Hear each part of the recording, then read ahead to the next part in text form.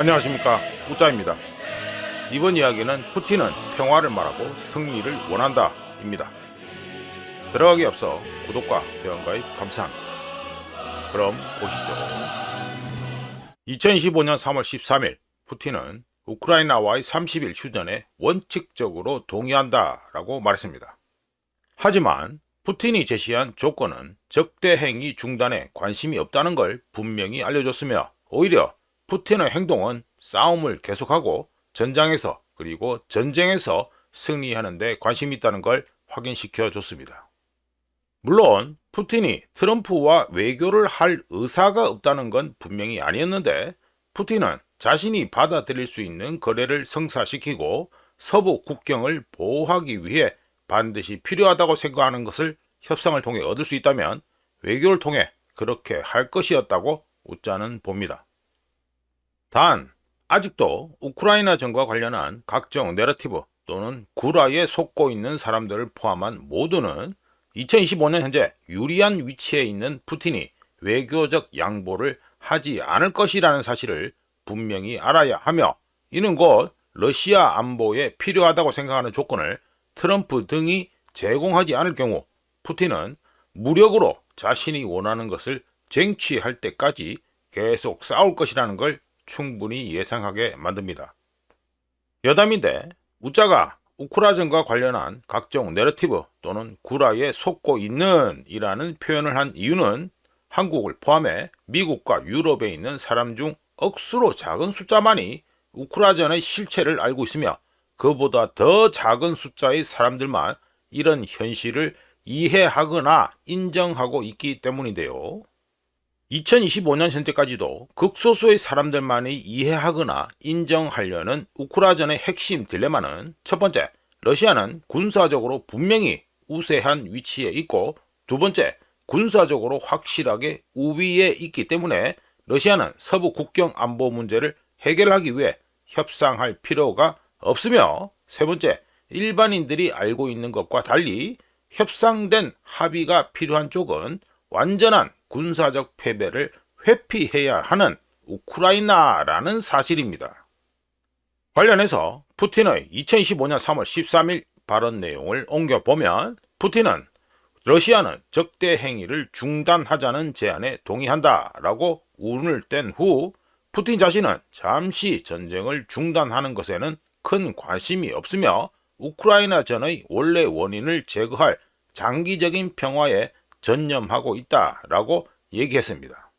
푸틴의 발언 후 러시아에서는 근본 원인 해결을 위한 종전협정에서 다음 네 가지가 반드시 또는 최소한 요구된다고 얘기했는데, 첫 번째, 우크라이나는 자포리지아, 헤르손, 루안스크, 도네츠크 4개 행정 경계 또는 지방 오블라스트 모두를 포기하고, 두 번째, 우크라이나는 대선을 통해 새로운 대통령을 뽑는다, 즉 우크라이나의 비나치화를 얘기했고, 세 번째, 우크라이나군 병력을 8만 5천 명으로 줄인다, 즉 우크라이나의 비무장화를 요구했고, 네 번째, 우크라이나의 나토 회원 가입이 절대로 제한되지 않는 우크라이나의 중립선언, 이렇게 됩니다. 물론 러시아의 요구 조건은 우크라이나에게 사실상 항복하라는 것과 같으며, 실제로 우크라이나에서는 그렇게 말하고 있는데요. 그렇다면 현실은 어떨까요? 러시아가 그런 과도한 요구 조건을 내놓을 정도로 우크라이나와 서방이 밀리고 있을까요? 우짜 기준에서는 2022년 4월에 이미 승패가 결정났는데, 까놓고 얘기해서 우크라이나 전쟁에서 러시아는 억수로 유리합니다. 서방에 있는 친 우크라 팬들 뿐만 아니라 한국 K 우크라 팬들에게는 소름 끼치고 인정하기 싫은 현실이겠지만 말이죠. 참고로 2025년 현재 러시아군의 병력은 150만 명에 가까워지는 것에 그치지 않고 계속해서 증가하고 있으며, 러시아 공군은 공중 우위를 점하고 있습니다. 그리고 러시아군은 전사 및 부상당한 병력을 대체할 수 있는 가용 인력에서 엄청난 이점을 가지고 있고, 우크라이나가 결코 따라올 수 없는 방대한 천연자원도 있으며, 무엇보다도 러시아는 우크라이나와 유럽 전체를 합친 것보다 더 큰 방위 산업 기반을 가지고 있습니다. 서방의 거의 대부분의 사람들이 이런 현실을 프로파간다의 영향으로 알지 못한다고 하더라도 푸틴은 이런 현실을 잘 알고 있으며 덕분에 푸틴은 휴전과 협상된 합의를 고려할 것이라고 자신있게 말하면서도 모스크바에게만 유리한 조건을 요구하는데 자신감을 보이고 있습니다. 왜냐하면 현실적으로 봤을 때 푸틴에게는 외교적으로 문제를 해결할 필요가 없기 때문입니다. 바꿔서 말하면 푸틴은 러시아의 국가 안보에 필요하다고 생각하는 것들을 무력으로 쟁취할 능력이 있다고 판단하고 있으며 그런 판단은 철저하게 현실에 기반해서 나온 것입니다. 미국과 우크라이나가 푸틴이 제시한 가혹한 조건들, 앞에 말한 4개 오블라스트를 우크라이나가 포기하고 우크라이나가 대선을 통해 새로운 대통령을 뽑고 우크라이나 군을 8만 5천 명으로 줄이고 우크라이나의 중립을 맹세하지 않을 경우 러시아는 계속 싸울 것이며 러시아군의 진군은 4개 오블라스트에서 멈추지 않을 것으로 충분히 예상됩니다.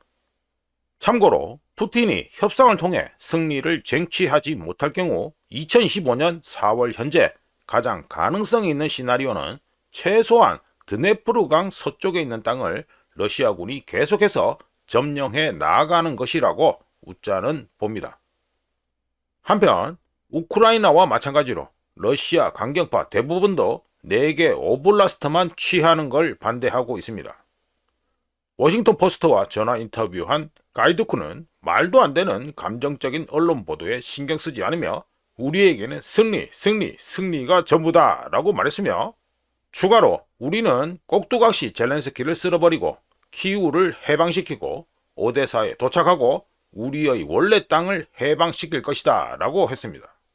가이두크의 인터뷰 내용과 관련해 마르쿠스 오스트리아군 대령은 2025년 2월 21일 분석 영상을 통해 러시아가 어떻게 우크라이나 땅을 점령할 수 있는지 보여준 바 있습니다. 서방으로 시선을 돌려 까놓고 얘기해서 우크라이나전이 시작되고 3년 동안 바이든 행정부와 나토 유럽 회원국 대부분은 외교로 전쟁을 끝내는데 단호하게 반대하면서 시간이 얼마나 걸리든지 계속 싸우기로 했으며 덕분에 미국과 나토는 현재와 같은 곤란한 처지에 놓이게 되었습니다. 하지만 허접한 우짜도 2022년 4월에 우크라이나는 더 이상 볼 필요가 없다라고 한 것처럼 러시아와 우크라 플러스 나토 간 근본적인 차이와 양측 간 힘의 균형은 처음부터 러시아에게 유리했으며 서방은 이런 객관적인 사실들을 간과했습니다.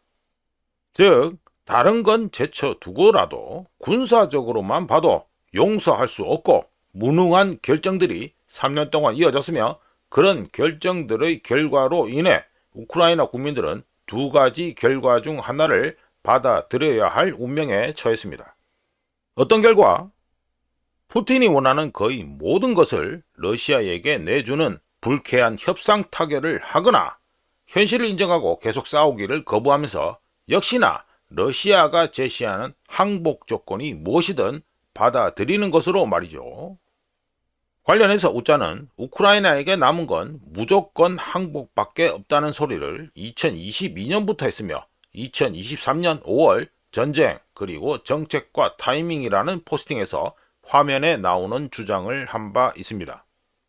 마무리해보면 키예프와 서방이 오래전에 현실을 인정했더라면 2022년 2월 이전에 외교적 노력을 통해 전쟁을 피할 수 있었을 것입니다. 즉 우크라이나 전쟁은 터질 필요가 없었다는 소리죠. 그리고 보리스가 회방났던 2022년 4월 이스탄불 또는 이후 어느 시점이라도 협상을 통해 우크라이나전을 끝낼 수 있었습니다. 하지만 키예프와 서방은 그러지 않았으며 키예프와 서방에게 있어서 2025년 현재 상황은 마르코스 라이즈너 오스트리아군 대령의 영상 제목처럼 연옥이 되었습니다. 젤렌스키가 현실을 외면할수록 우크라이나는 지옥으로 더 떨어질 것이며 우크라이나의 최후는 비참할 것입니다. 역사는 용서할 수 없으며 무능한 결정을 내린 자들을 가혹하게 판단할 것입니다. 이상 푸틴은 평화를 말하고 승리를 원한다 였습니다. 구독과 회원가입 항상 감사합니다. 다른 이야기로 또 찾아뵙겠습니다.